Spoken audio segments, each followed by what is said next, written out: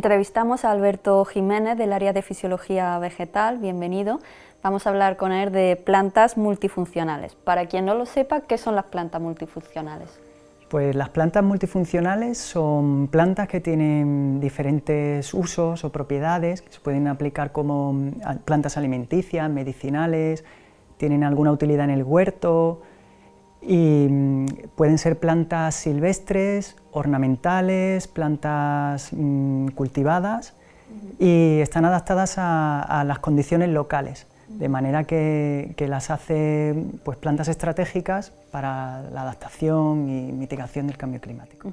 ¿Y pueden ser cultivadas por cualquier persona? ¿Qué recursos son necesarios en ese caso? Sí, de hecho muchas de estas plantas son silvestres, ¿no? Crecen de manera espontánea y entonces no requieren casi recursos. De hecho muchas son consideradas malas hierbas. Otras las tenemos cultivadas, o sea, las tenemos como ornamentales, pero no conocemos las propiedades que tienen, como puede ser esta que tenemos aquí. Esta es el ajo social, se encuentra en muchísimas ciudades, utilizadas como ornamental por sus bonitas flores moradas, y bueno, es una planta muy interesante porque tiene las propiedades del ajo potenciadas por 10. Se llama social porque no se repite. Entonces, pues no tienes problema a la hora de comerla. Como esta, hay muchas otras que podemos tener en casa, como puede ser la capuchina, que es una planta pues, muy común en los pueblos, ¿no? Que se cultiva también en maceta o en los arriates, y esa planta pues, es muy rica en vitamina C, tiene diferentes propiedades antiinflamatorias, de manera que bueno, pues son fáciles de cultivar, porque normalmente requieren poca agua, ¿no? Están pues muy adaptadas, ¿no? a nuestras condiciones climáticas, y como muchas de ellas son silvestres, pues crecen de manera espontánea en suelos pobres. ¿Y cuál es su papel ante la emergencia climática? ¿Ha nombrado, de hecho, el clima y tal? Sí, al requerir tan pocos recursos, y ofrecernos tanto, porque desde el punto de vista alimenticio son bastante interesantes. Tenemos que tener en cuenta que la dieta mundial a día de hoy puede estar, casi el 95% de nuestra dieta está centrado exclusivamente en el cultivo de en torno a 30 plantas. Pero los estudios indican que plantas comestibles pueden rondar entre las 27.000 especies y las 60.000. Entonces estamos perdiendo muchos recursos alimenticios. Esto ante un escenario de emergencia climática en el que las lluvias sean más escasas, ¿no? Como ha podido ocurrir, o tengamos temperaturas demasiado altas, pues nos hace tener recursos para asegurar nuestra soberanía alimentaria. Y luego, además de tener ese aporte alimenticio o medicinal, pueden servirnos pues, para cubrir otra serie de servicios ecosistémicos, más allá de los de aprovechamiento, como pueden ser servicios de sostén, ya que hacen fotosíntesis, pueden cubrirnos servicios de regulación, pues, porque pueden utilizarse para la restauración de ecosistemas, para evitar ¿no? prevenir erosión de suelo. Y bueno, muchas de ellas pues tienen también cubren esa parte, ¿no? de servicio cultural, pues a través de bueno, el cuidado de la salud o bueno, otros usos que se han estado haciendo pues, a lo largo de la sociedad. Como por ejemplo medicinal, ¿no? Imagino. Efectivamente. Y ahora también, por ejemplo, se están descubriendo propiedades de plantas, como puede ser la chicoria, que es capaz de degradar el DDT, que era un pesticida que se prohibió pues, en los años 60, y todavía tenemos nosotros trazas, ¿no? de DDT en nuestro cuerpo.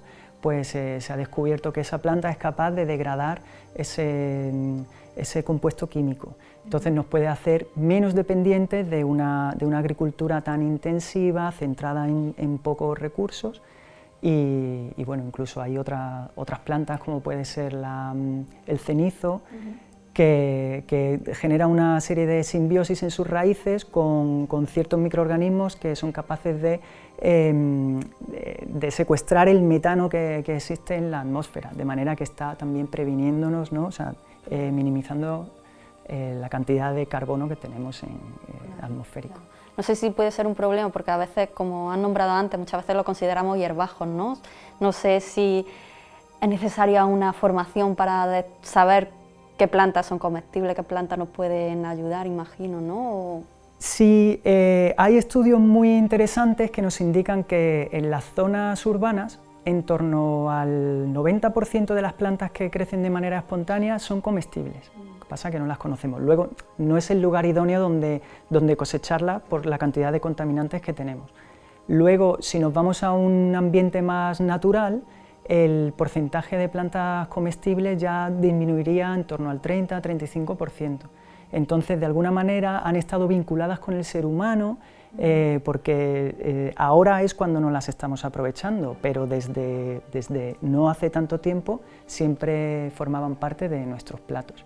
Y bueno, hemos editado este libro junto con la cooperativa Ecoherencia, donde nos muestra pues hasta 20 plantas multifuncionales, sus propiedades y bueno, cómo utilizarlas en la cocina, ¿no? Hay mínimo una receta comestible y luego pues alguna otra medicinal o aplicación para el huerto, pues para prevenir plagas o para utilizarlas como plantas trampas, que las plagas no afecten a tu cultivo, sino que se dirijan a estas otras plantas. Qué interesante. Y por último, ¿qué línea de investigación está desarrollando en relación a este tipo de plantas?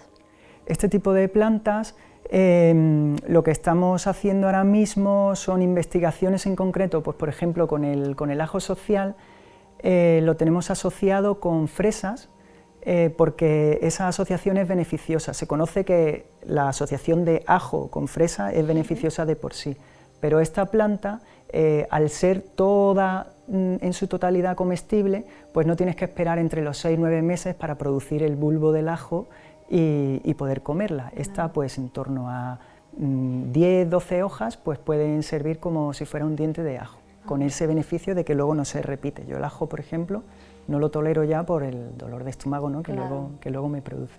Entonces estamos haciendo estudios de productividad y prevención de enfermedades, sobre todo criptogámicas, ¿no? Hongos, ¿no?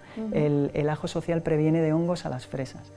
Luego también estamos asociando la verdolaga, que es una planta también considerada como mala hierba, que crece de manera rastrera y que en verano es cuando suele germinar de manera espontánea.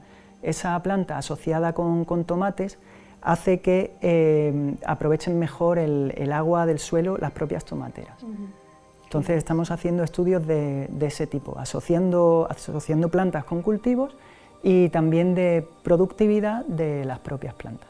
Qué interesante, Alberto. Muchísimas gracias por compartir su investigación y qué son el mundo de las plantas multifuncionales con nosotros y nosotras en la Noche Europea de los Investigadores. Muchísimas gracias.